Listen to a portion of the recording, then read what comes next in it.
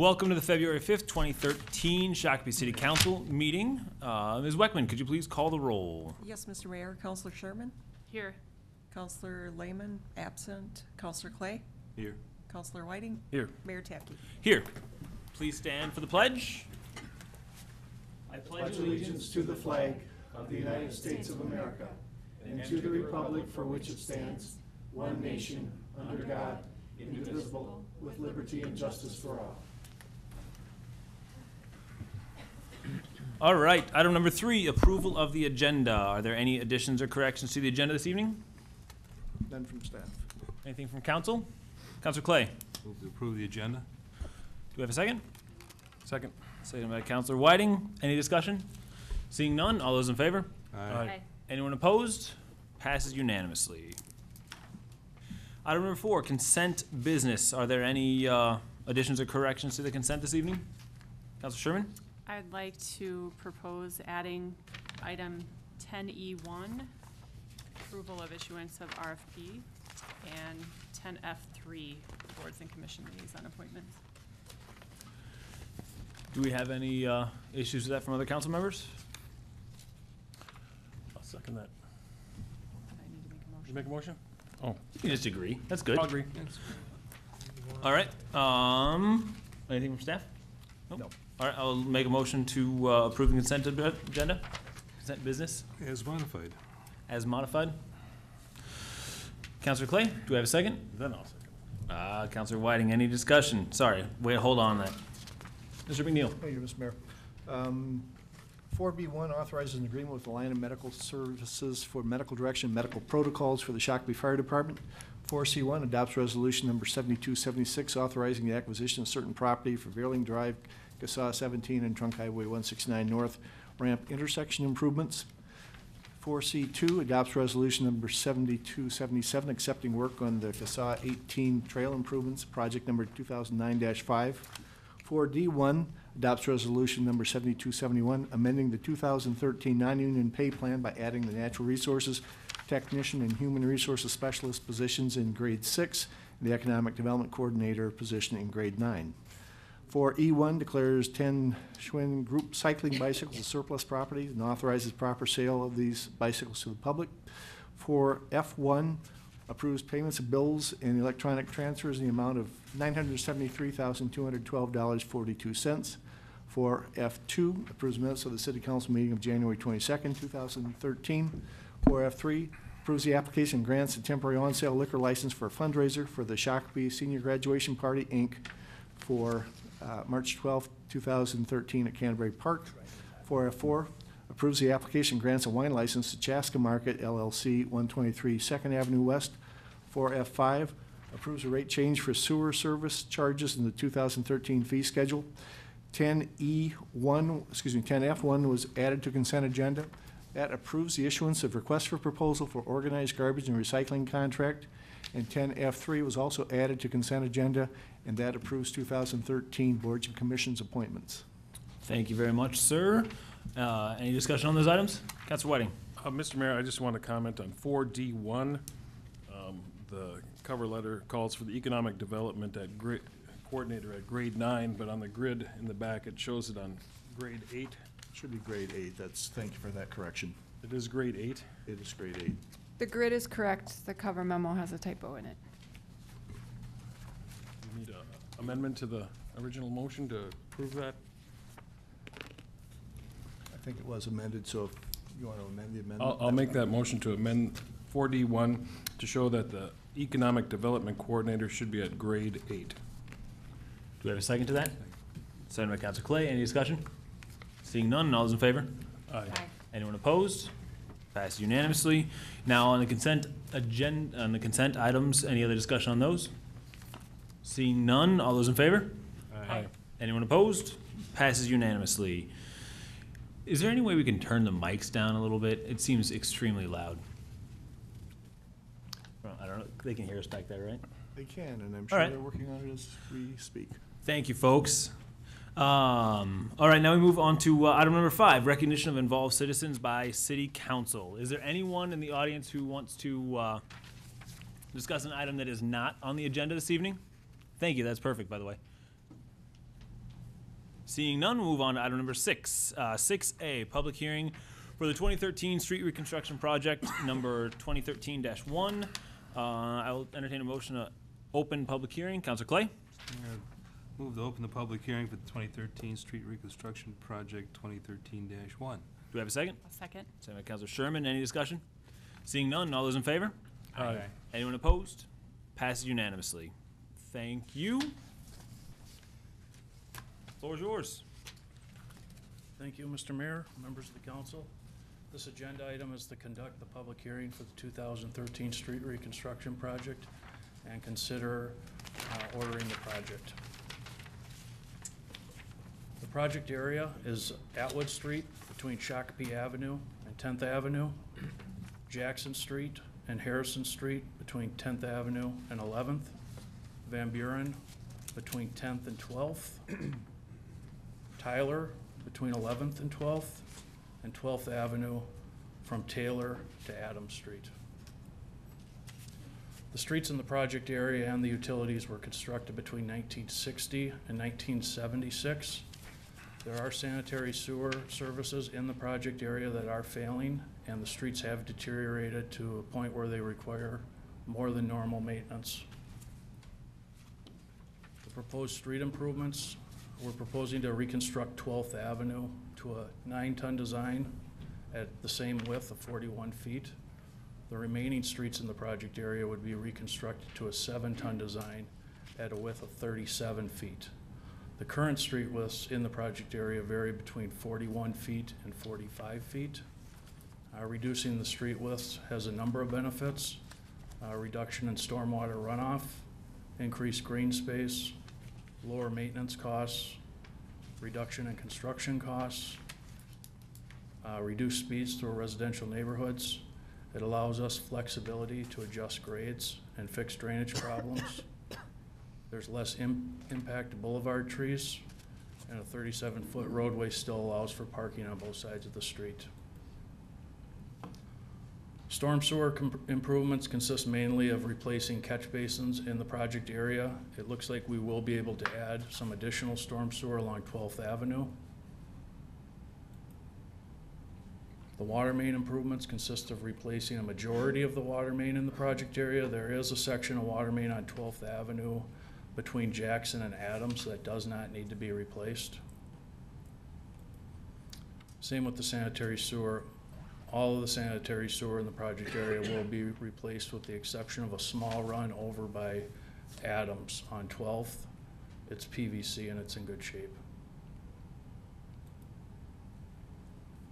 30% of the street improvements are proposed to be assessed on a per lot basis, with corner lots that only have improvements made to one of the streets being assessed a half lot. Non-single family residential uses would be assessed a half a lot, and non-residential uses will be assessed the number of equivalent residential lots resulting from dividing the property's front footage by 75 feet. The remaining 70% of the street improvements will be funded by general tax levy. 100% of the storm sewer will come from the storm sewer fund. 100% for the water main improvements will come from Shakopee Public Utilities. And 100% of the sanitary sewer costs will be funded with the sanitary sewer fund. Estimated project cost is approximately $3.2 million, with approximately $564,000 coming from assessments, $1.4 million from general tax levy, $175,000 from the storm sewer fund, $569,000 from Shakopee Public Utilities, and $435,000 from the sanitary sewer fund. The estimated assessment rate at this time is $3,868.40. That's per lot. And this is a council-initiated project that does require a supermajority vote to move forward. And I can take questions. Questions from council. Councilor Whiting. Yes, thank you, Mr. Mayor. Just a quick question on, other than the 12th Avenue Street, what's the current tonnage design on those streets? Well, probably less than a 7-ton design. Who's less? Yeah. I'd say a 5-ton design, if that. And then if I may, I have one more back here. Please do. How many parcels are non-residential use? The mall area. When we, By 12th Avenue, we wrap around the corner a little bit there, and then the mall has some front footage. Okay, thank you.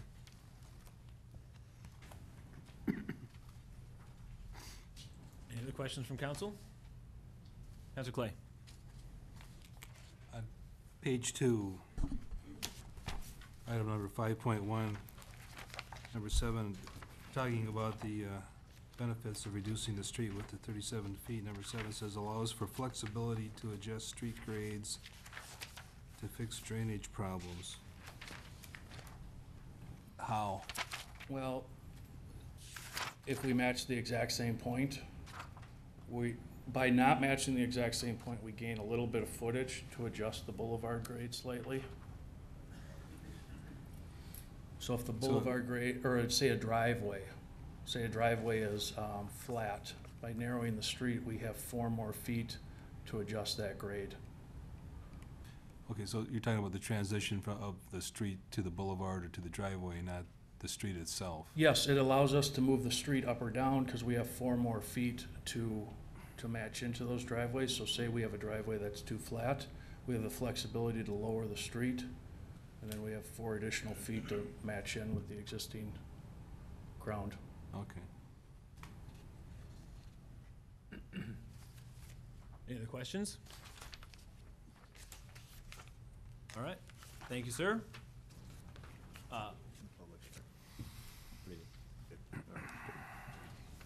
We opened the public hearing, correct, Jim? We did. We're good? Yeah. All right. All right, now we'd like to hear from residents for the public hearing portion of this item. Is there anyone who would like to speak about this who's out there tonight? Please, say your name, address, write it down on that sheet that's up there. My name is Jim Lynn. Gotta sign in. It's part of the fun part.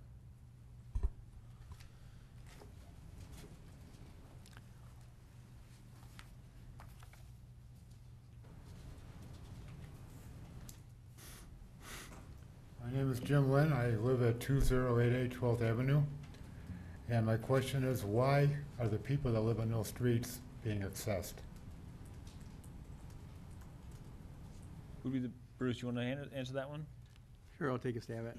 Please, sir. Mayor, members of council, it's been our policy when we do a street reconstruction project, and we've done several over the last 20, 25 years, that we assess a certain portion of that benefit, that we call it. It's a benefit to improve the street.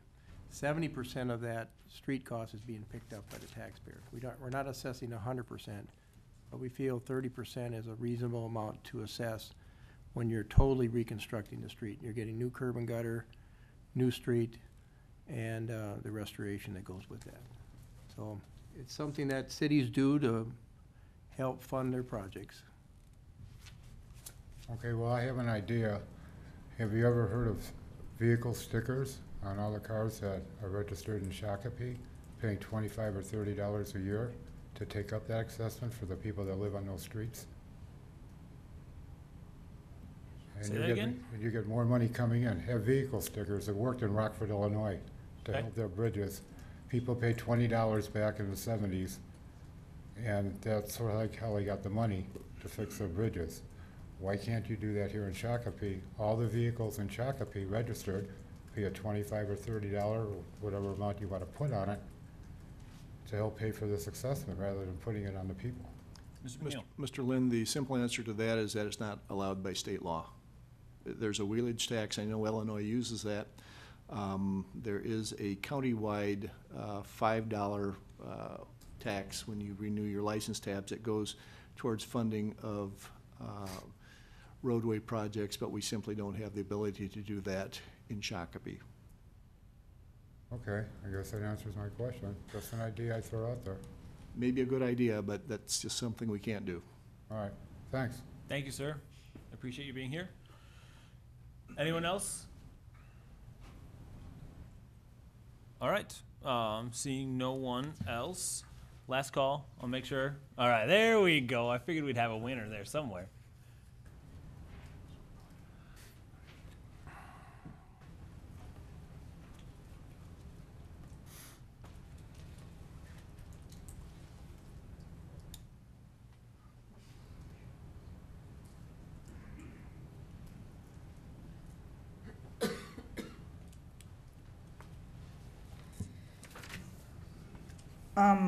My first question is, Could you give us your name, address for us? Peggy Phillip, 1015 Harrison Street. Thank you, Peggy. We have until December 31st to pay this off before we're charged interest, correct? Correct. Okay. What is the interest rate that we will be charged if we don't pay it off by then? Maloney. Mayor's, members of the council, I'll answer the question, but Julie is in the back. As we get closer, this is the hearing to order the improvement project. There will be another hearing later on this fall with the final assessments that we will send out a notice. And when that notice, it'll say it'll be a 10-year term for the assessment and a certain interest rate. Last year's interest rate was about 5%. It's looking like that's what it'll be, but as we get closer to the date of assessment hearing, we'll be able to tell you what that interest rate will be. Okay. I can't tell you exactly for sure today, but Okay. And then would that interest rate be the same rate that the city would be charged for whatever it might need to borrow for this project? I think Julie needs to answer that question. Our finance director will be good for If that we one. bond for it.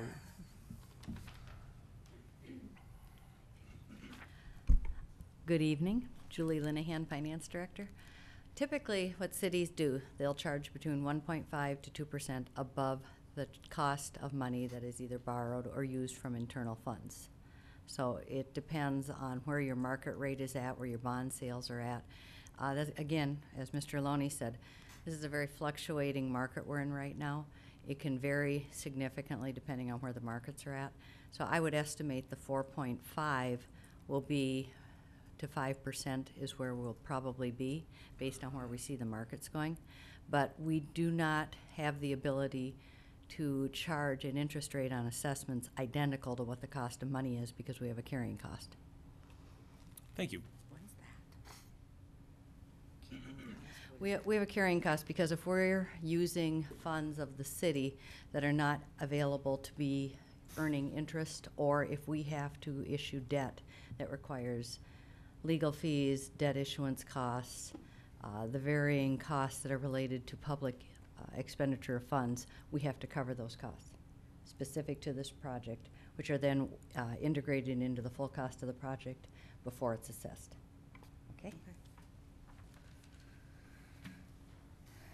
Okay, and then the last thing I have is kind of just a thing for you to think over and maybe come up with an answer down the road, because it won't work for this current thing, but why is the time frame for paying back the assessment as it is?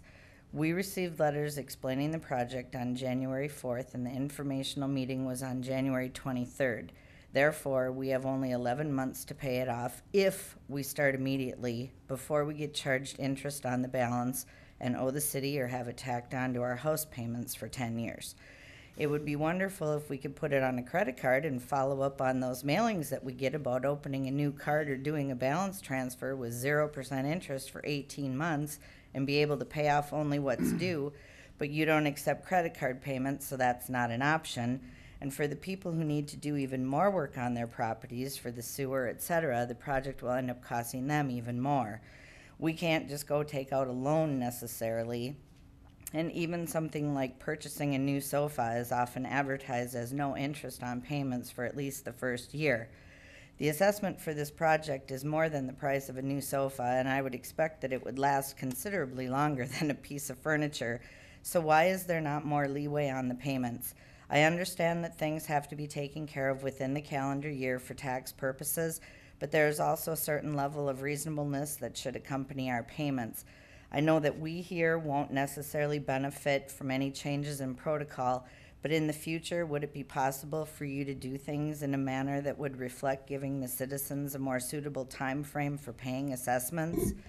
Maybe you could notify the residents and hold the informational meeting in the previous calendar year so that people do have at least 12 full months to make payments before the interest rate kicks in. Because I'm certain this project was talked about on the table or something well before January 4th when we got our letters. So just food for thought. Thank you. Yeah, it didn't go officially into our budget until January 1st was what triggered everything happening. So thank you very much for your comments and for being here tonight, Ms. Phillips. Anyone else? All right, seeing no other comments, I will entertain a motion to close the public hearing. Motion to close the public hearing? Councilor Sherman, do I have a second?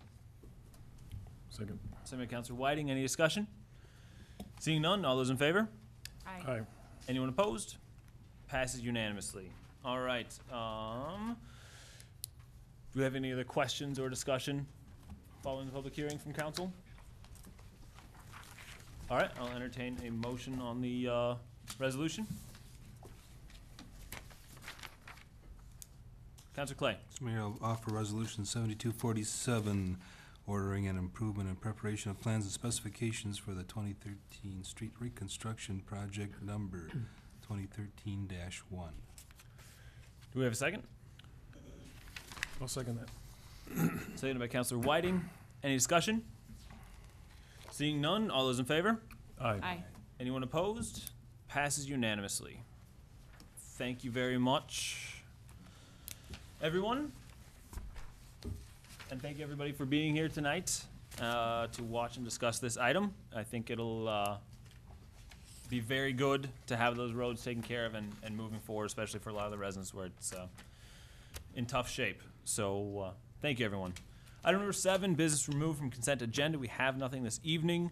Item number 10A1. Appeal of the Board of Adjustments and Appeals decision of Shakopee Gravel, Inc., conditional use permit, resolution number 7272. Mr. Leek. Thank you, members of the council and members of the audience. What I'd like to do in my presentation is give you a brief overview of the current process, as well as the appeal that has brought it before you this evening. And then I'd like to give you some more extensive background on the CUP for Shakopee Gravel, because I know there have been some questions about that. Shakopee Gravel did make application for an amendment to their conditional use permit for the operation of the mine that's located roughly at County Road 16 and 83. The public hearing on that was open before the Board of Adjustment and Appeals in December. At that meeting, there were some of the neighboring residents who came forward and testified to the board about concerns that they had regarding dust. The public hearing was continued to January, and as you see from your packet, in January, the Board of Adjustment and Appeals approved the amended CUP for Shakopee Gravel. Ms. Beverly Kanan has filed an appeal of the board's decision, and as you probably recall, under Shakopee City Code Chapter 11, the appeal is to be based on alleged errors and omissions in the determination or consideration by the board. I'd like to turn your attention to Resolution 7272, which is in your packet. That is currently a draft resolution upholding the revocation of the Board of Adjustment, or upholding should be the determination. My apologies for that. Of the amendment to the conditional use permit, and there are a number of changes, some of them more major than others. The major one that you probably have already identified is that previously this conditional use permit contained a condition regarding an expiration date for the mining activities of January 1st, 2013. You'll see in the draft resolution that there is no longer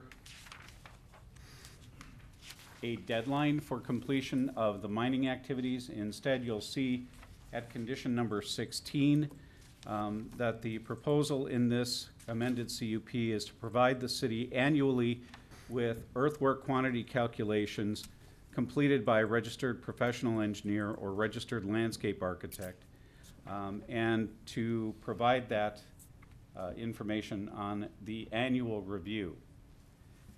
I'd like to go back and give you a little bit of background and then open myself up for questions.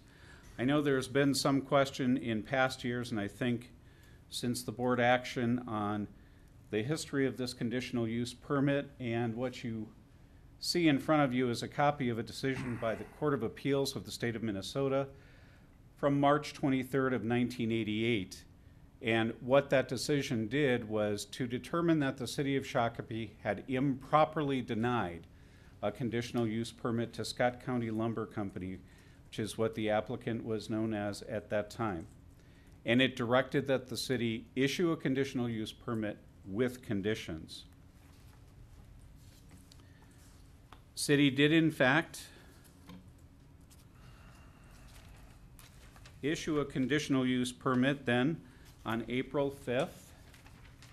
And just to highlight a couple of things, on the first page of the conditional use permit, it's number 376, issued in April, or approved in April of 1988.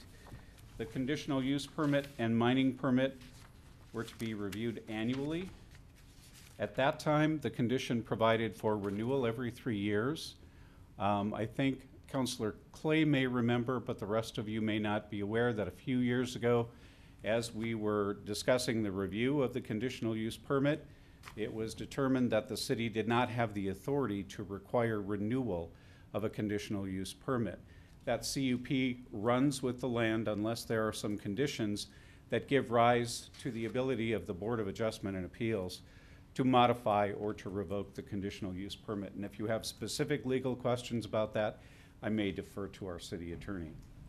The second condition that I've highlighted is that the conditional use permit approval be contingent upon city approval of the mineral extraction and land rehabilitation permit. Now, in the appeal that's in front of you, it is alleged that the city council should, by implication, be approving a mineral extraction and land rehabilitation permit every year. That is, in fact, not the case. Subsequent amendments to the CUP evidence specifically in 1995 that there is not an annual mining or extraction permit approval required. And the appeal in 2002 very clearly indicates that the city council, in reviewing the appeal of the amendment at that time, had in front of it the language which said that the Board of Appeals has the right to review and approve those. And in fact, in one of the memoranda that I provided back in 2002, we explained that it was staff's belief, after consultation with the city attorney, that what this condition meant was that the city council had to approve that initial mineral extraction and land rehabilitation permit before the conditional use permit could be issued. And that was not an annual event, that condition had in fact been met. Now, one of the ongoing realities about the set of amendments to this conditional use permit since 1988 is that it's gotten very complicated. There are some features like this second condition, which I would suggest to you had already been met, are outmoded, and so the resolution that was adopted by the board on January 3rd does do away with some of those. So I think I'll stop at that point, and if you have any questions for me, I'm happy to answer them. Questions for Mr. Leek? I feel lost not having Matt here to start us off for all my questions. Anything, Councilor Whiting? Could you explain the difference between the level at which they're going to stop mining? I think it was below the water level, or 10 feet above water level at one point in this document, and then at one point it was different. Is there any volume that they have to stop mining at? I have to turn back to it. My apologies for that. sorry to put you on the spot with. No, that's quite all right.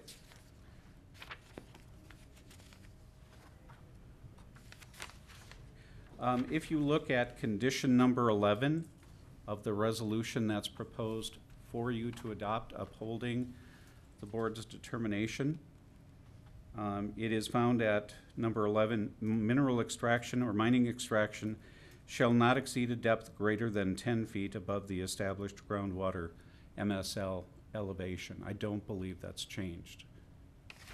And I know it hasn't changed for this amendment. And do you know if that is a standard for mining operations? I can't tell you if that's a standard for mining operations elsewhere. It was a standard that was informed by the engineering analysis that was provided back in 1988 to inform the adoption of the CUP at that time. And for some of you, I know it seems like I've been here forever, but I wasn't here in 1988. Thank you. Any other questions? All right, thank you, Mr. Leek. I know we've got a couple folks in the audience who'd like to speak tonight. Would you come to the podium, please?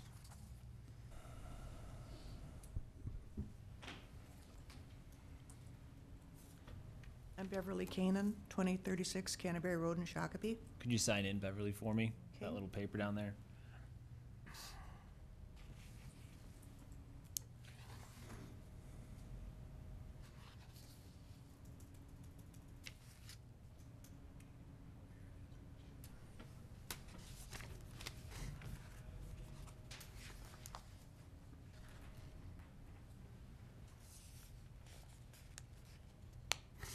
Okay. I do not want to be here tonight. I thought long and hard about spending $225 to make sure that this came before you, because I think it's a very, very important thing that's going to be happening to the city by all these changes at that gravel pit. And I think there's going to be financial implications in the future that your body is the one that usually approves those, not the Board of Adjustment and Appeals. And I'd be happy if you'd want to refund my $225, but I guess I suffer from the same thing that you do. It's something like civic responsibility. That's why I'm here. And also that if you never do anything, nothing good will ever happen. So that's why I'm here, simply because I feel it needs to be. I feel it needs to be, even if it comes out of my pocketbook. So I'm just going to go down a list of things, and I won't go into the backup evidence that I have. I didn't put anything in my list here that I don't have proof of at home. I kind of travel light tonight because I have, since the beginning, I have banker boxes full. Well, I'll skip the first part here because Michael Leek did go through the steps of how this came to be. And as you saw, CUP 376 was not huge and cumbersome. Most of the cumbersomeness, if you want to call it that, has been initiated by the owners of the pit wanting multiple changes to the extent that you've seen what they're asking for now. Okay, so I've gone through what I had made available to me from the city, and that's the this that you probably have. So if you turn to what Joe Swentic said, number 6 wasn't included. He wanted all of his itemized things included in the condition, and number 6 is important, and it wasn't addressed. You're talking about number 6 of the, Of Joe Swentic's recommendations, the city engineer. Is that the November 27th memo that you're referencing? Number 6, right, number 6 there, the applicant will work with the city to restore previous mining areas as additional areas are opened. So if he based his decisions on that fact that it was going to be done a small portion at a time, rather than the whole thing being open. He may, I don't know, I can't speak for him, but he may have different suggestions if he knows it's all going to be wide open. Mr. Loney, do you have any comments on that at all? I think, Mayor, member of the council, Mr. Swentek was just making a point that we'd like to see other areas restored as other areas are open. And I think that's what they show on their phasing plan, that we would be doing that. Okay. So, So you believe it is being, well, it's kind of, we would want them to work to restore the mined areas as much as possible. Okay. In a Well, in a Mr. timely fashion. Mr. Chardlow testified that it was just more reasonable just to leave it all open and fill it all in at once, or at least that's the way I understood his Board of Adjustment testimony. On the Spuck memorandum, they still want the third-party testing to continue. I don't know if that's been addressed. And everything else seems to be fine. There's some documentation of people's concerns, but not complete. what do you mean by that, Ms. Gannon? Pardon? What do you mean by that? I mean that, as far as I know, I haven't gotten a copy of the minutes of that Board of Adjustment meeting, even though I wanted them. Other people's concerns aren't in this particular document that you've been given. Okay. And then I'll skip back to the letter from Jack Perry, that he says, I live over a mile from the pit. I live 968 feet from the pit, or even less than that as the crow flies. Maybe 1 mile is 5,280 feet, if maybe needs his memory refreshed or something. In particular, when I was at I did not attend the December 6th hearing, but at the January one I did. And Mr. Donato, I don't know if I'm pronouncing his, Michael Donato, requested that since they're going to be leaving the pit open the whole duration, all the haul roads, that those should probably be blacktopped. And that would be a big help to the neighboring buildings, because they were claiming that it's the trucks on those dirt roads, the sand roads, that's throwing up all the dust. In his paragraph 3, about the stockpiles, I happened to see where, out my window, there was some big purple and yellow trucks that you could hardly miss. They were along the Hawkins property. If you're acquainted with that, that would be the southern part of the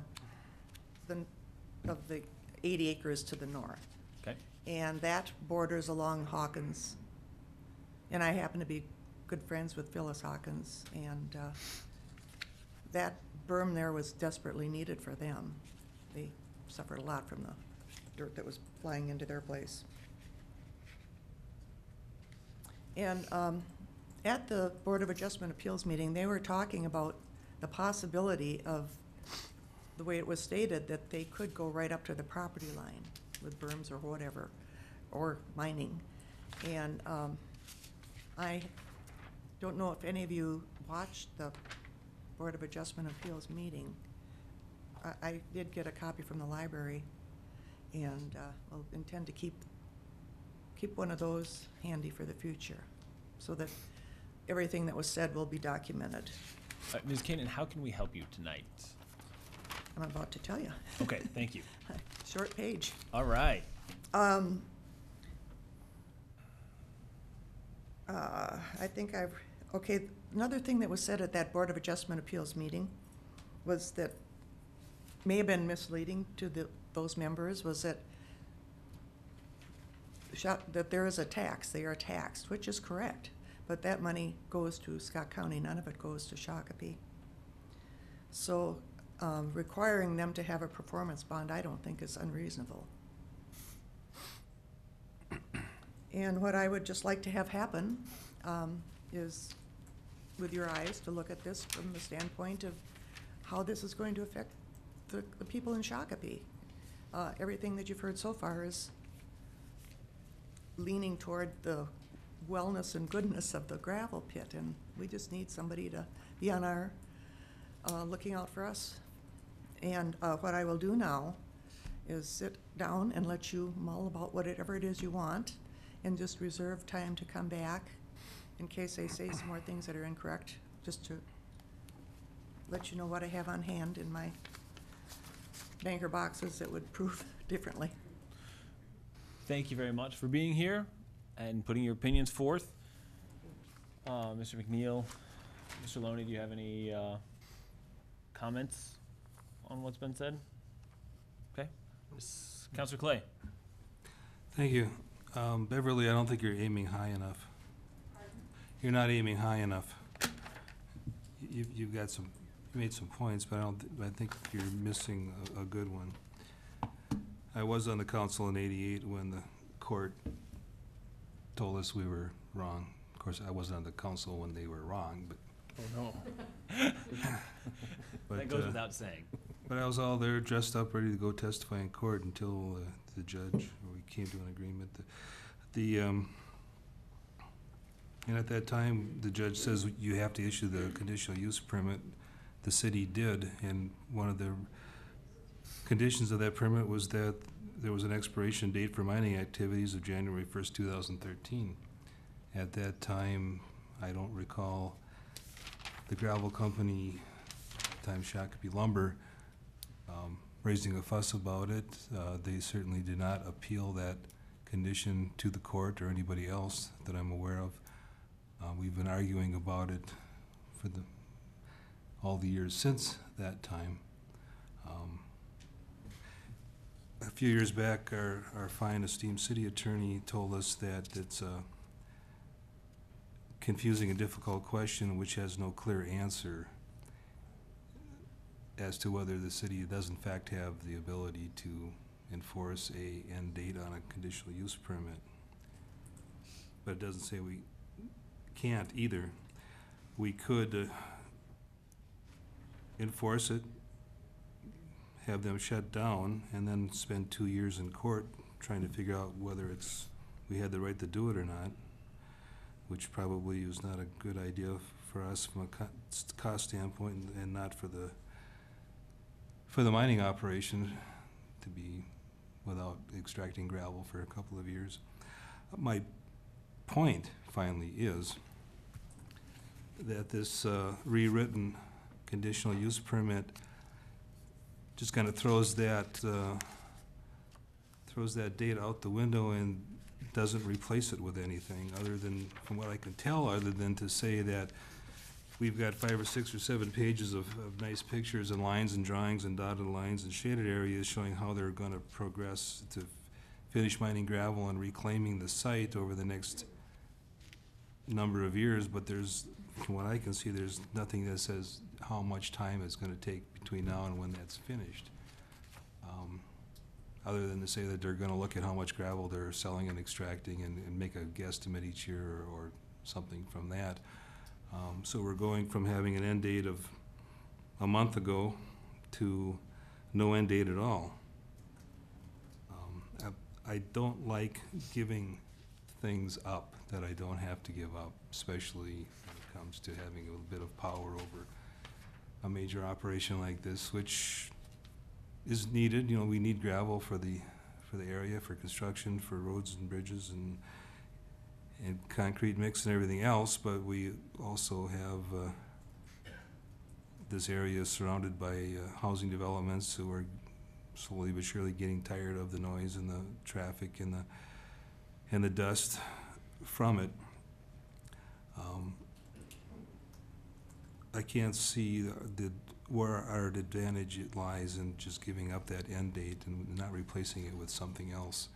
If you want to replace it with this operations and staging proposal that they have, fine, but let's put a time limits on it, like, you know, you have to be able to demonstrate you're making a 20% progress towards completion each year, which would put it out at 5 years. Something, other than just to leave it hanging open-ended. Say that again? If- Not the whole thing. No, I wouldn't do that to No. anybody, and not even Like myself. what you're thinking. Well, end date. we've got this reclamation plan, but there's no dates attached to it. I think if we're gonna have a reclamation plan and at the same time give up our end expiration date, which is already passed, we should have the reclamation plan that's got some time-sensitive items to it. Like, you know, show us that you're making 20% progress towards the final reclamation of this site, or some other number that we would negotiate. So you're saying you want an end date that may or may not be enforceable? Well, it may or may not be enforceable, but, you know, we can spend a couple years finding that out if we want. But in the Okay. meantime, I think we should get something more substantial than just a number 16, which says, well, they'll get done when they get done. All right. Sir, you are? Mr. Mayor, members of the council, Jack Perry from the Briggs & Morgan Law Firm. Jack, could you please do me a favor and sign in for us? I did. Thank you. Councilmember Clay expressed his opinion, and in fact, that's a great segue into the comments, particularly for the new council members, is the whole reason we came Do what I forward- can.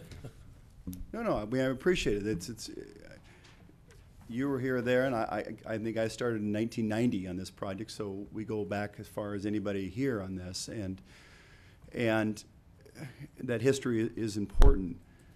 The reason we are here with amendment number 5 is to try to find some resolution to this issue other than the courtroom. And Mr. Thompson has his opinion that this is enforceable. I have my opinion it's not enforceable. And we sat down in meetings, myself, members of Shakopee Gravel, Mr. Leak, Mr. Noble, tried to figure out how can we come to a solution short of litigation. And short of us selling this to the tribe or some other avenue which is not what the city wanted. And Are you what- really throwing that out? It's a reality. Do- It's a reality. That if we push you too hard, you're just gonna sell it to the tribe? Well, Is that what you're saying? I think I win in court first, but if I don't win in court, we have alternatives. Okay. And we had frank discussions with the city staff, because we're dealing in reality, not what-ifs and fairy tale land. This is reality. And so instead of posturing with the staff about litigation or selling the property to the tribe who wouldn't have these restrictions at all, wouldn't have the screening, wouldn't have the phasing, we took the big boy approach and said, let's figure out ways that we would write this permit if we were starting today. And I think that's the exact language that Mike said. He said, let's start over. Forget the history, forget litigation threats, forget selling threats. Let's do this the right way if we were coming forward today. I think the way you would want us to.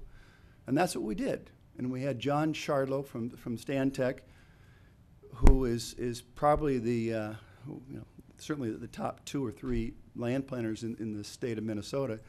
And he gave a draft to the city staff, said, here's what I would want. Most of what Mr. Shardlow does is working for public bodies like yourself, trying to put restrictions on whatever the operation is. And that's what he did. And the starting point for this was to have very clearly defined phasing, so you know what this is. Second thing is to have berms that are actually going to screen this. And in fact, but for this appeal, we would have another berm that would have been already installed by now. And that's what this document is trying to do. We gave a draft to Mr. Noble, Mr. Leak. I think you guys took a week or 10 days, Mike, I'm not sure exact timeline, but they did not simply take Mr. Shardlow's draft and said, great, we'll do this. It wasn't let's be lazy, let's do this, the most expeditious thing. It was, let's look at this and try to go back and forth. We even met with there's a representation made that Spuck wants more testing.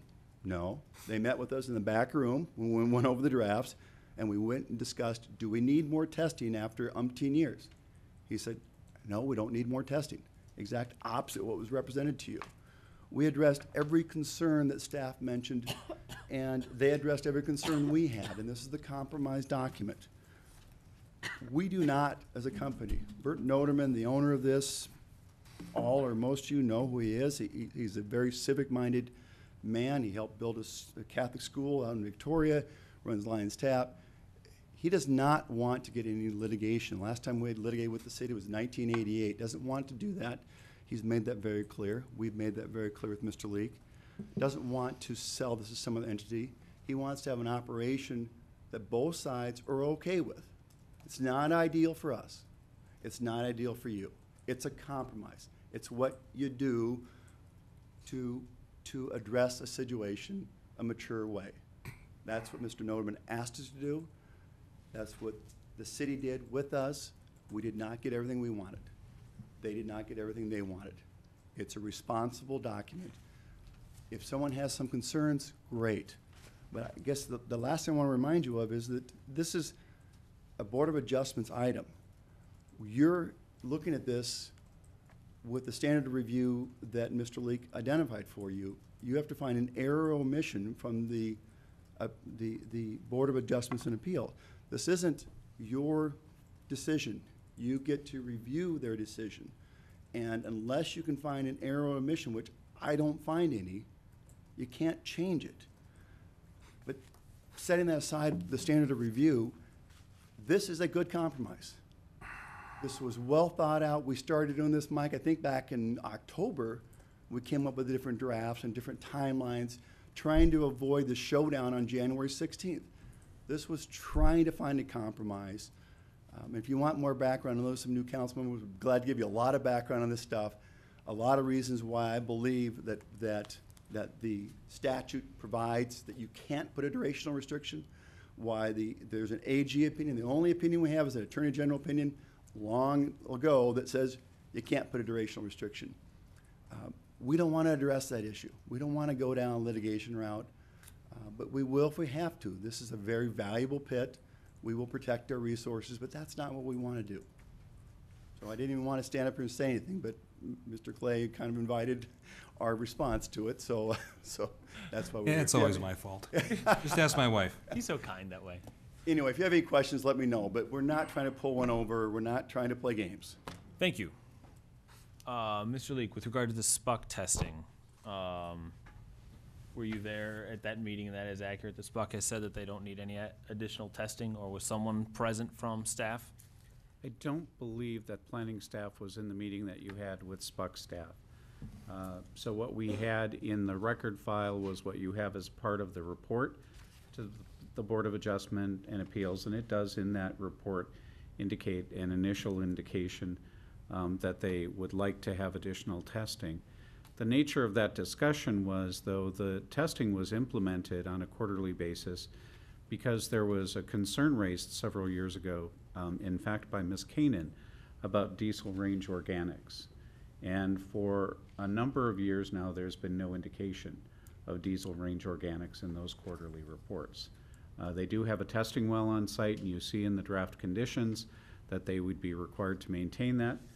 And if Shakopee Public Utilities had a concern about something they find in their own wells, would have the ability to work directly with the mine owner to use their testing well to see if they could identify that it came from the well. Thank you. Councilor Clay. I've also been watching those diesel range organic numbers for the last 7 years myself, and he's right. The last few years, the problem disappeared. Probably having a lot to do with the fact that the water underground is moving and continues to, it's a little underground river basically down there. So, as long as Mr. Perry brought it up, and as long as Mr. Noterman has stated vehemently that he does not want to sell the property to the local tribe, would you be adverse to adding that as a condition, That being what? that they won't sell it to the tribe?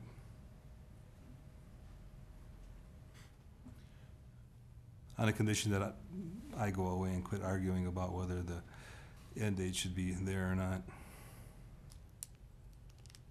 Mr. Perry, care to comment?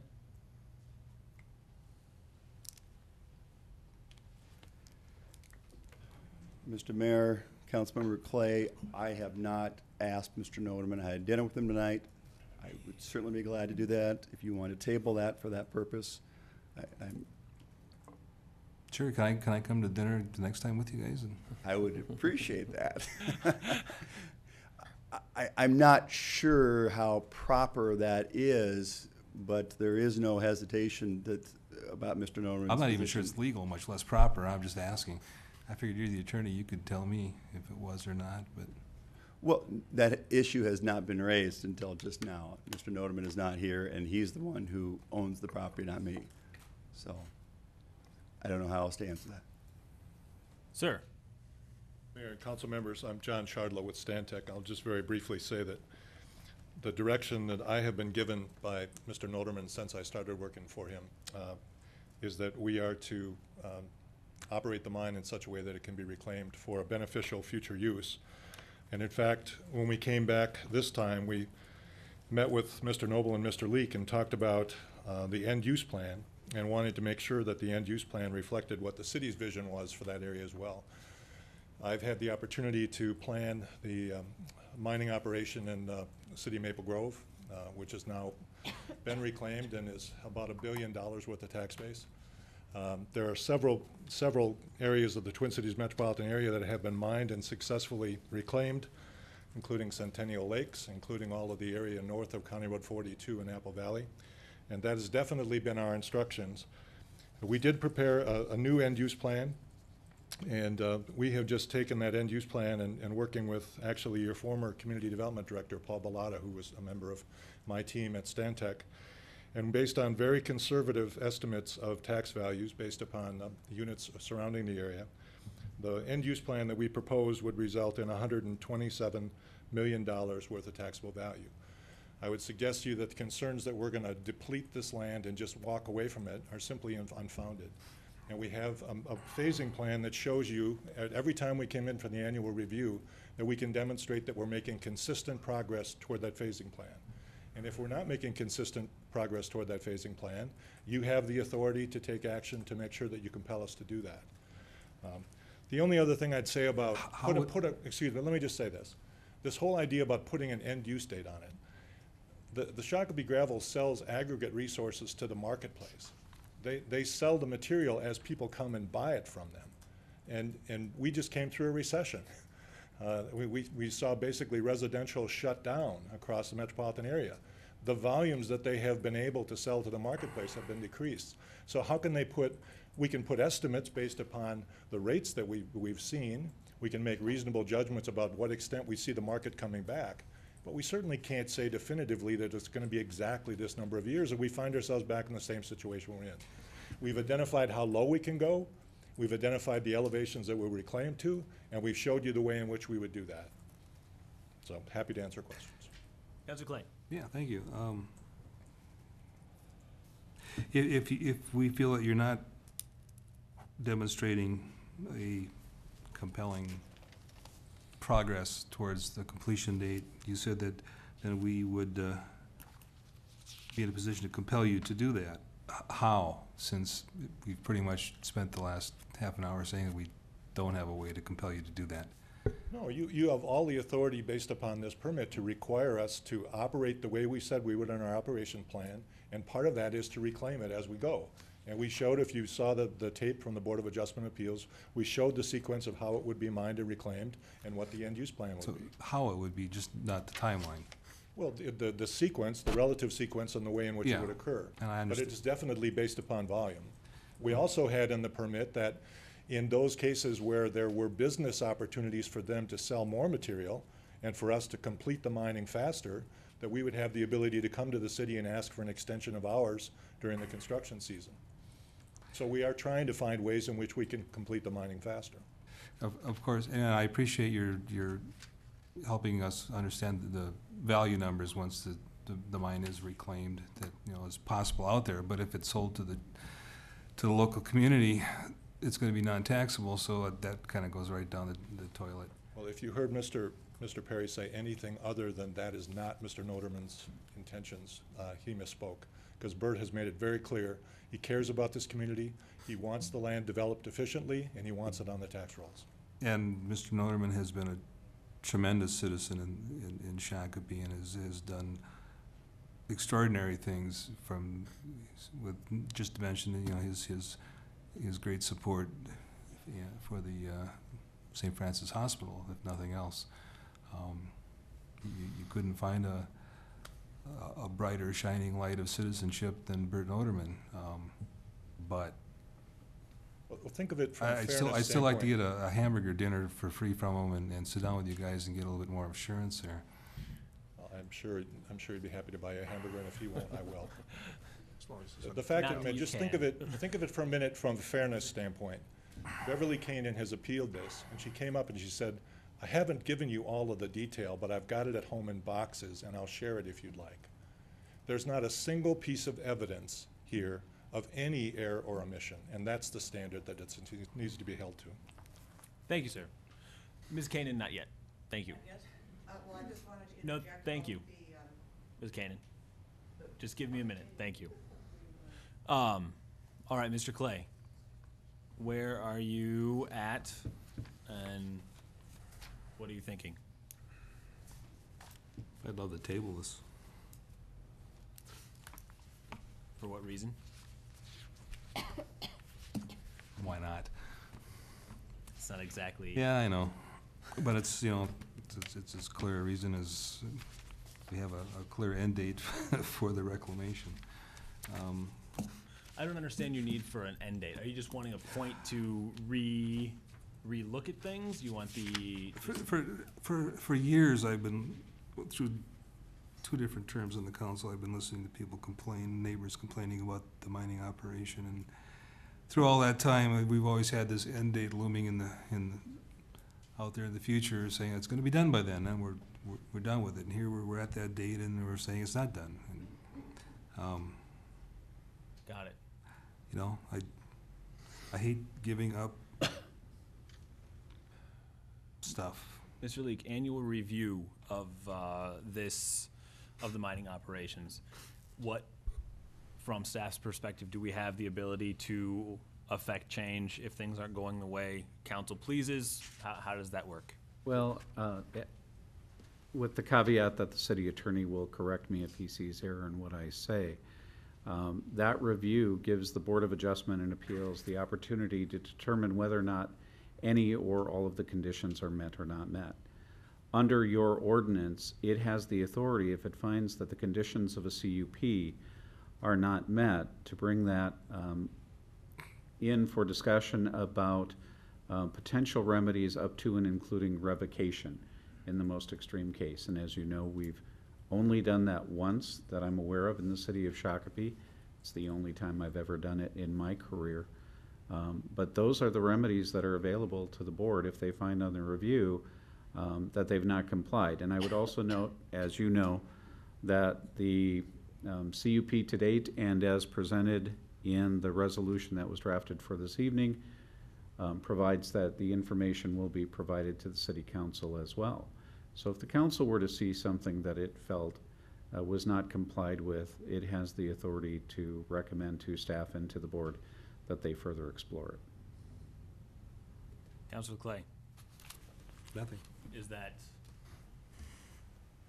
a I significant? never thought for a minute that I'd get enough votes to agree with me tonight, so. But, Okay. let's go ahead and move forward. Councilor Whiting? Well, just a few comments. Excuse me. Obviously, Ms. Kanan has probably lived in that property at least close to predating probably the mine there. So she's seen a lot of the details and the things going on. And there's other houses that have been built around that area, and I'm sure there's times when complaints come up. The issue is that we need the sand close to where we need it, you know, and having it close to construction is key. I'm wondering, for one thing, is if the project, the 101 project, may utilize some of that and maybe use up some of those resources quicker. I know we can't force that project, but it would be the closest maybe for that operation, so that may hurry those things along, some of those highway projects. I'm not seeing anything. I am concerned about the annual testing of the water. I would like to see that continue at least on an annual basis, if that's possible. To still put in there, I'm not sure. I do want to see the stockpiles of the berms, below the berms, if that's a part of the CUP. I think that's important. But otherwise, I don't see anything here that can shut down the operation or revoke the CUP. Councilor Sherman? I agree with Councilor Whiting in terms of I don't see anything within this that would constitute an omission or an error or in any way. And certainly understanding the nature of the business and that the resources used at the pace that it is purchased and necessary, and that is not always able to be predicted. So that certainly makes sense as well. And you know, I have to trust the other entities that are involved here, that they're recommending this to us and have done a thorough review and will continue to stay in touch with it and looking at it on a regular basis and bringing any issues to us. So I have to be trusting of that. Perfect. Ms. Kanan, you had one last thing that you would like to say? Well, you're going to have to make it quick, my friend. The thing that I am doing is correcting errors that I've heard spoken into this microphone 2 minutes ago. Well, thank you, Mr. Clay, for describing the lawsuit, because that was one thing that they contended that's not true. I was not involved in that lawsuit. In 1987, I was busy going to college, believe it or not, at that stage. I don't think anybody said Well, that you were in the it's lawsuit. in writing in his. Okay. I consulted a planner attorney a long time ago about this very question. Can there be an end date? And he said, absolutely. In fact, I don't know if I should mention his name now, but it would be known to many of you, a very well-respected attorney. So that's what attorneys are all about, opinions. That's all you get is an opinion. And you can have 20 attorneys and probably all will have a different opinion on an issue. The reason I don't have all those boxes with me tonight is they're heavy, and I wanted to come as light as possible. And in those boxes are several pictures of various end plans. And now this purple one that they gave is probably the most colorful one. But pretty pictures aren't enough. We need a solid plan, not just that they're say-so. And the what has happened is absolutely, this has been a detriment to the use and enjoyment of the people that live around there. And also in my boxes are many letters that have been written in the past. I have many complaints from many people, and even the Rutts were driven out of their home by this very if you could keep your comments to your personal experience. What? Is there anything else? Yes. That residents that purchased along the gravel pit were promised that end date, when they bought there, they wondered, well, what's that going on over there? And their realtors or their whoever they bought it from, many of them were promised that end date. And as far as the tribe is concerned, if they should, I can't imagine them doing it, but if they should decide to buy that, they would be held to the same rules as anybody else because it's the city of Shakopee. And I can't imagine anybody doing that because that whole area is gravel. We have no shortage of gravel in Shakopee. All right, thank you, Ms. Kanan. I have to agree with you and Councilor Clay completely that it would be lovely to be able to have an end date so we would know where to plan to and what date to plan to, but I don't think, in my opinion, that doesn't work when you're dealing with business and a resource such as this, to just cut it off just because there is an end date of a certain point. And so I think what we're asking for is a more responsible promise than just pretty pictures. And I'm a little disappointed that Matt Lehman isn't here tonight because he has followed this process for a good deal of the time. So I suppose to many of you, you haven't been a party to hearing what a problem this has been for those of us that live out there. thank you for being here and giving your opinion, Ms. Kanan. I appreciate it. Do we have any motion from council? Does this require a supermajority? Does not. Rats. Councilor Sherman. I'll make a motion to adopt Resolution 7272, resolution upholding the board's adoption of Resolution PC 12045, a resolution approving the amendment of the conditional use permit and mineral extraction and land rehabilitation permit for Shakopee Gravel, Inc. Thank you. Do we have a second?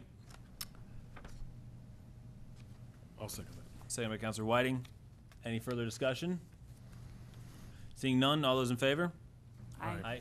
Anyone opposed? Aye. Passes 3-1 with Councilor Clay in dissent.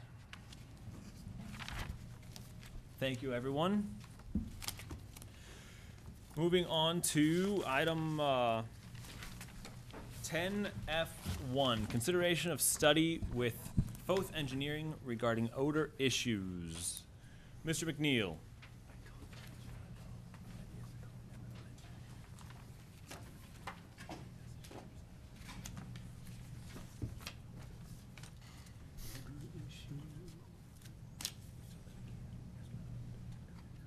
Thank you, Mr. Mayor. As most of you on the council are aware, in September of 2011, the tribe opened an organic recycling facility. It is on the northern end of the old MWCC property. It's located on about a 25-acre working site. Since that time, there have been complaints that have been received by the tribe and by the city regarding odors that have apparently been coming from the site.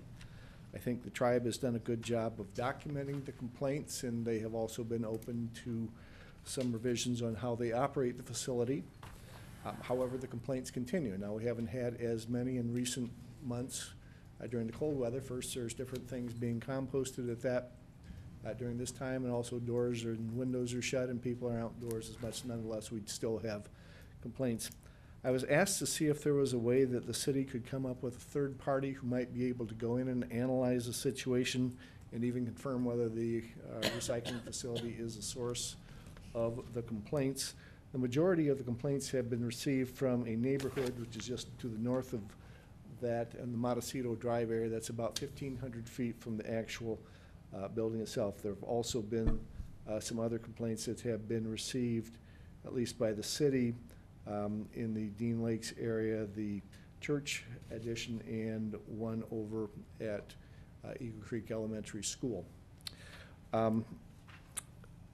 As you are aware, we've been working with Foth Engineering on the garbage and recycling contract. I did speak with them. They have people who are knowledgeable about odor management and measurement activities. I asked them to put together a proposal to help us out on this particular issue. A copy of that is in your packet.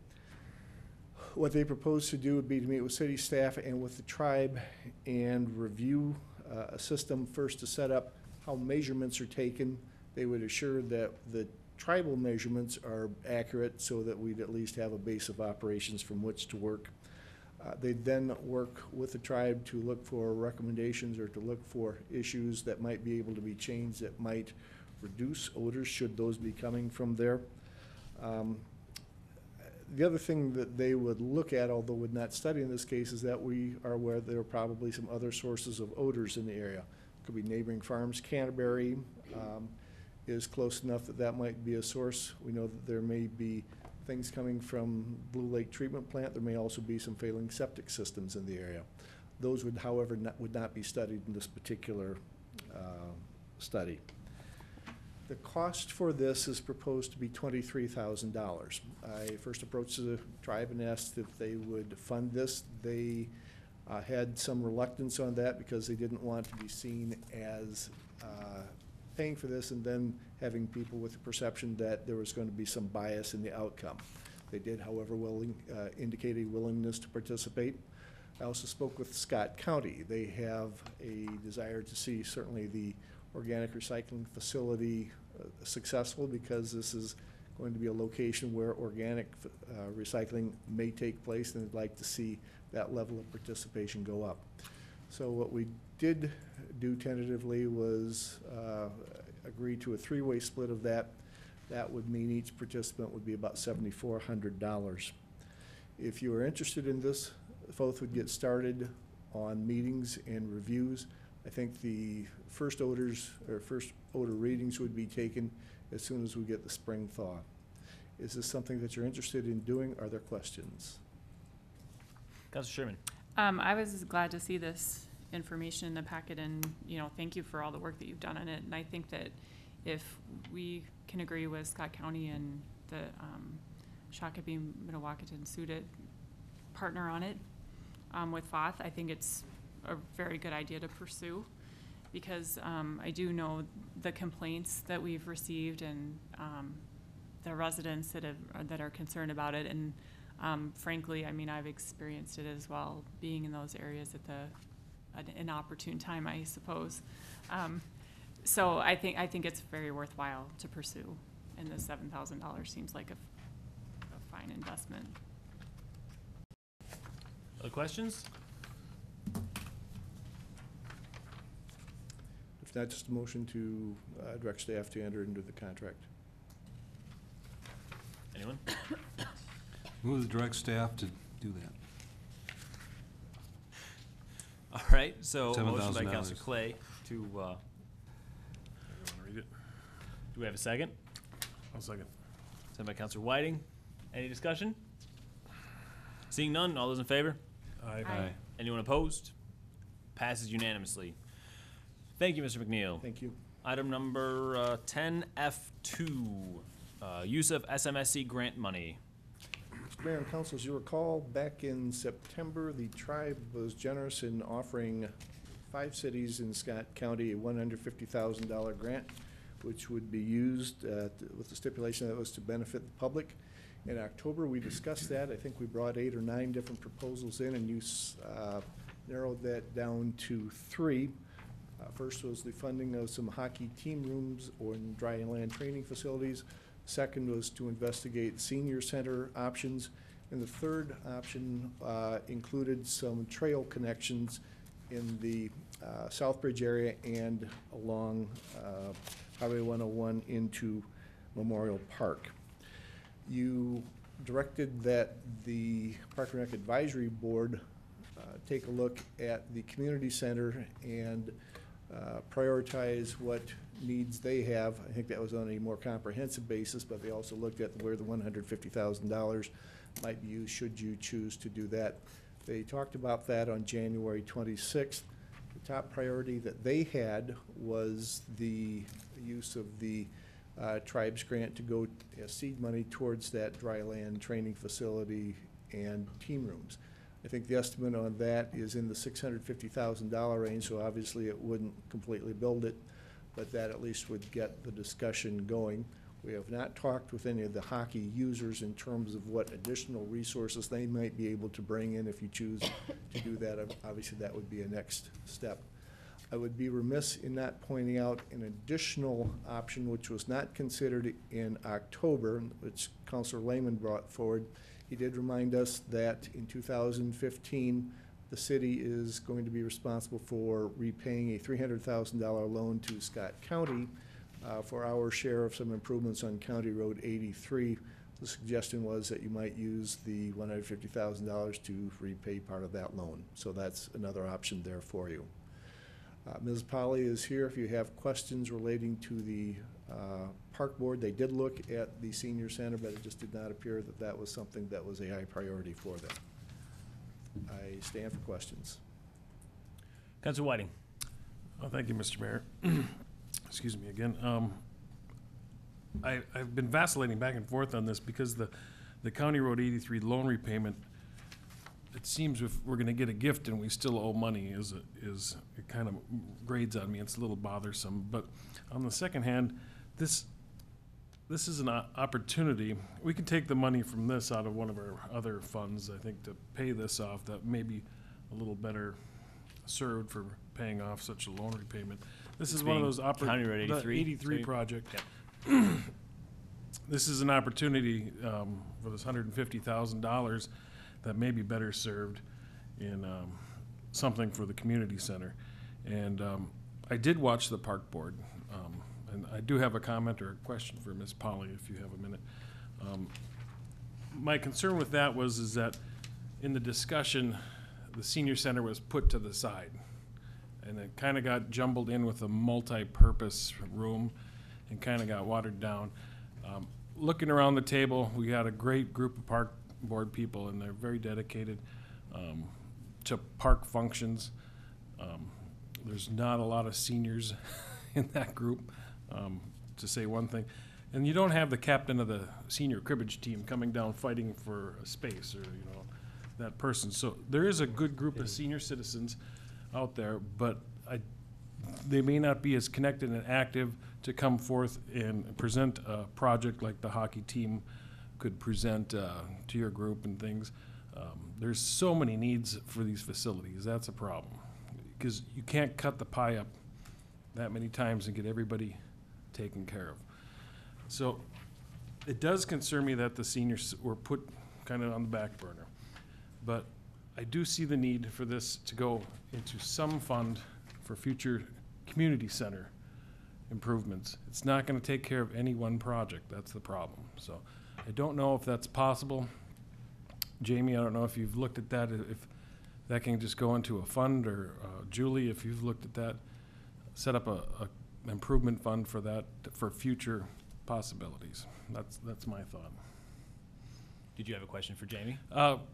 Just a comment, if you could comment on how the senior center part of that, in the discussion, you had kind of set that aside, put that aside, I think you said, and look at these issues.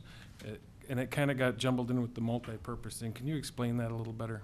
Sure. The park board, another part of, besides looking at the $150,000 grant, was also for the park board to look at the whole community center campus as a whole, which was another task that the city council put down to the park board, and to look at that plan from 2010, which I do have a copy of too that I can show you, and decide if that is still the campus plan that they have for long-range planning, and to prioritize those, and those will come back to you at a later date with 2016 pricing is what the city council had put forward. So the park board began the discussion of the night with this campus plan, looking at what the future of the community center would be. And on those, the major components, as you can see from the campus plan, were the senior center, the aquatic facility, a second sheet of ice, and a turf field, plus you can't see is the second floor to the fitness facility, which were the main components that were part of that 2010 referendum and planning for the entire campus. In their discussions, they did start with the senior center portion of it. There were many park board members, or a few of the park board members, I guess there's only 7, so I shouldn't say many, but a few of the park board members were concerned with what the real need was for a separate senior center, or if they felt that we could do something else with the space that we had in the community center. They didn't think that at this time that was the highest priority, because they saw the immediate need more for the ice arena, the second sheet, and for the expanded fitness center, just knowing that we have a spinning room in a closet, basically. And then the discussion got into, they didn't really know what the support was. When we had the referendum in 2010, there was a small group of seniors that came forward, but it wasn't a large group. There didn't seem a lot of support. A lot of the seniors that do come to the community center now on Tuesdays and Thursdays, they have space, they get it for free. We haven't turned anybody away, so we do have programs for them. We haven't stopped those programs. That's what they're seeing. And so they didn't feel that was the highest priority at this time. They did see, though, that down the road, if we were to add that facility, that instead of just to add the senior center, we should look at a multi-purpose facility, which in their minds was like the banquet facility, where the city could then generate further revenue from larger events. So, and that was part of the talk in 2010 of whether or not we just make it a senior center or whether we make it larger, where we could have 2 large banquet rooms in addition to the senior center and that sort of thing. When we went to referendum, it was the scaled down version of that, which was just the senior center. The park board's recommendation is that they did put at the lower priority of the items that were put forward to them as far as the campus plan, but they felt too that at that time it should be looked at that entire large facility for further revenue generation and service to the community, not just that senior portion. So. Follow up. And I like the idea of the multi-purpose. It gives you some options to do some things with that. That's a good addition. My concern is the demographics. I don't know if you're familiar with the latest new normal term for population demographics, but basically what it's saying is that for every so many youth that you have now, you have so many seniors on entitlements. Well, by 2030, that is going to be so skewed to the senior citizen side that our future population is going to be a lot of senior citizens compared to youth. And that's where my concerns are, that we're looking ahead to the population shift, and we're a city that's looking out for that elderly community. And that's all I'll comment on for now. Thank you. Councilor Clay. Is there any reason why we have to make a decision on these choices? Why can't we just direct the $150,000 going to the Park and Rec budget and let them fight it out? I mean, if it was 1.5 million, yeah, I'd probably want to say, but 150,000, yeah, no, it's just an excuse for the tribe to get their name in the paper. Yeah, Okay. Yes, I would like to make give staff some sort of direction this evening, please. well, then I would move the direct staff or to put the $150,000 in the Park and Rec budget and let them figure it out. Is there a second to that motion? I second that. Seconded by Councilor Sherman. That's fine. With that, I think that's what we did, though. We sent it back to them with our suggestions. They hashed it out. They said that they would like to use $150,000 for dryland facility and team room, Well, and then- it went then to them. they could do that. So that's fine. Or they can change their mind and do something else. I don't care. Ultimately, you as the council will be the ones that approve that, but they can certainly come back with a recommendation. Right. Councilor Whiting. I have a problem with putting it just directly into the budget. I'd like to see it as an improvement project for the community center or Park and Rec, rather than just general budget item, and so that they can take something, because you're not going to get $150,000 free and clear up there very often. So- I don't think they're gonna give themselves raises. No, but I mean, it could be seed money to start something bigger and better. Eventually, hopefully, we get a little more money in there. I'll let them figure it out. I You see pay them the the value big in bucks, they should be able to make these decisions. Councilor Clay, I think ultimately the couple of the items that we can bring back to you, as was mentioned earlier, is the 150 would be a seed money for that, whether it's the dryland facility, a second floor to the fitness facility, even renovation of a Okay. current facility. It's going to come back. Okay. Because there'll be additional funds needed. Okay. But then, well, that's, all we have to do then is vote up or down, right? Don't change his vote now. Okay. So we have a motion on the floor. Any further discussion on that motion? Seeing none, all in favor? Aye. Anyone opposed? Aye. Passes 3-1 with Tabke in dissent. No comments? You don't get a speech just because you voted no. No speech. Yeah. I can give speeches whenever I want. That's the Okay. the good part of having the floor. Jamie, do you need any further direction on that? No, but you will be seeing me back, because I will look at our tasks, and we'll have to figure out what those tasks or projects might be, and come back to figure out exactly how we'll figure out the exact budget for those. We'll have to have a plan put in place for where we would put team rooms, what that cost would be, second floor of the fitness We're facility. always so. seeing your back. No matter what we do, we I'll can't be get rid of her. Could, do you want to talk about money for design? No. Yeah, They can't do it's up- anything without finishing that discussion. I mean, we're in the middle of something, and it's just gonna come back to us again that we have to talk about it. All right. So in order to do what they've said, the $150,000 toward the dryland facility and training rooms, team rooms for the community center that they've put forward to us, we need to have some money for the Park and Rec department to utilize for design and to look at it, how to best implement that. Just gave them 150,000. Yeah, I'm confused here. What's the That's problem? not $150,000 that we have. They have it now. No, no one has that money right now. That money is not in the city's hands right now. We need to have a project to be utilized in They order to won't have give it that to us 150. unless we have a project. It was for a capital improvement project. Oh, It okay. was to benefit the public was the only thing they had, and I believe the city of Prior Lake put it into their parks capital budget without a definitive use. Okay. There we go. We'll affirm that if that's a question, but the finance director, I'm sure, will have The a problem with that, recommendation tell as them far to as to keep their hold money. it. All right. Okay, There we go. Thank you. thank you. All right. So item number 11, council member reports. Councilor Whiting. Oh, thank you, Mr. Mayor. Wednesday, January 23rd, I did meet with staff and we talked about the fire department pay issues. Monday, the 28th, went to the school board. They held a workshop and discussed some pre-referendum topics. And my main takeaway from that meeting was that the board unanimously reaffirmed the need for 2 high schools. And in my mind, they demonstrated the fact that one mega high school on that particular property wasn't the way Shakopee should be going. So in my mind, I feel that that's a good decision.